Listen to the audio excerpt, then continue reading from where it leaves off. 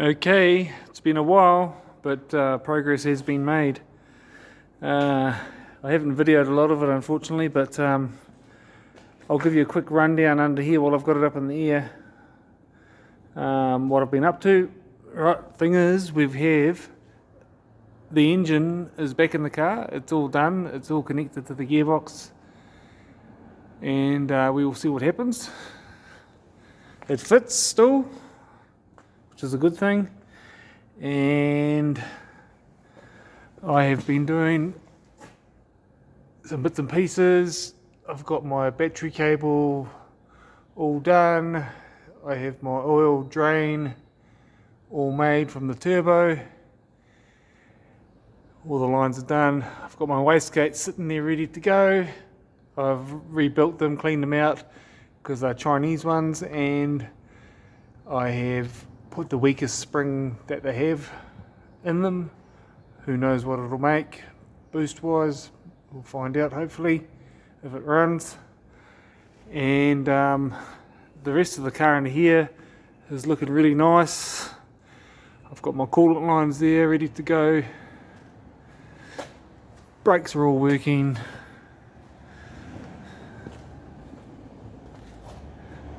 And everything's looking really nice. So I've got I've done some more heat shielding. I don't know if you can see it or not. Yep, some heat shielding there. Poke that up there to protect everything around. This stainless steel, just basic stainless steel. I've got an alternator there, which is a Toyota alternator, just a generic new aftermarket alternator. Getting that to fit in the little gap there was quite tricky, but we got there in the end. I've got the belt on it all lined up. I've got the dipstick tube there coming up, looping around, coming out the top of the motor there above the alternator. So yeah, everything's looking pretty good under here. And I'll put it down so we can have a look at it. But not much else has changed around here, except everything's got a bit dustier. But we'll give it a clean up one day. I'll let it down. Okay, back on the ground. Nothing else has changed here. Everything's looking the same. Yeah, everything's the same there, I think, from memory. Turbo's fitted, and the engine fitted in, all the covers and that fitted. It's very tight. I was a bit worried about this strut tower here. Don't know if you can see it or not, just here, but we've got clearance there. We've got our vacuum lines, or main vacuum booster line, our fuel lines all hooked up. There's a regulator there. Bits and bobs can all be disconnected quite easily and fast if I have to pull the motor out, which I probably will. I've made up this pipe here, altered it slightly to give it a bit more clearance around everything, so it wasn't so close to anything important. Good clearance around it now. I've wrapped it. It's all V-band, and there's a flexi under this point here, a proper turbo flexi, and it's all covered because it was exposed around the corner there. That there is the ugliest thing I've ever made. It's horrible, but I'm just trying to take the heat management side of things a bit more seriously. I've got silicon couplers because I'm old school, which will be going quite close, well, within a couple of inches of that heat shielding. So I'm trying to get that out of there.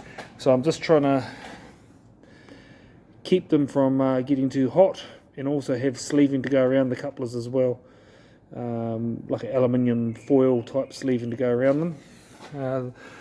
The oil line's done, pokes out the top, and it's all P-clipped everywhere. And so the next thing I'm going to do is put the exhaust pipe on. Well, make sure it's going to fit. Put this exhaust on here. It's quite a mighty big exhaust pipe. It's all of about 1 meter long. It's got a V-band, not a V-band, a slip joint system in here, and I've got a couple of piston rings on there which hook into the hull sit. I don't know if you can see that or not. Come on, focus. Here we go. So a couple of rings there that actually piston rings off a 3-litre Mitsubishi 3-litre. They slip into the end of the turbo. Everything's tacked together, but I welded it all up properly, and it's 3.5 inch, one muffler, that's it.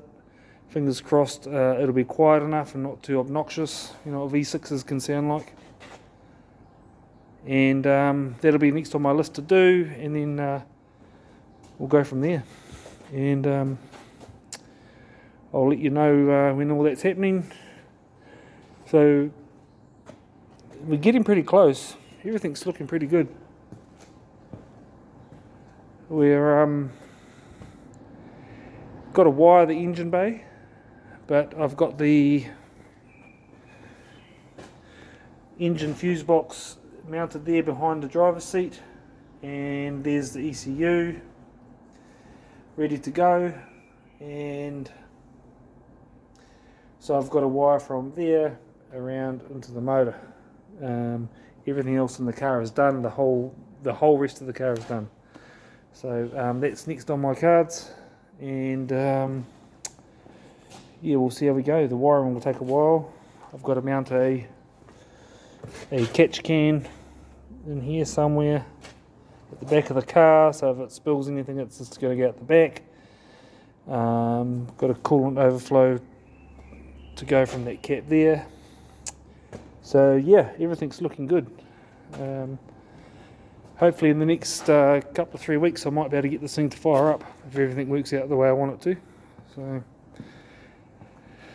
there she is. Alright, I'll better get into it then. Alright, see you later.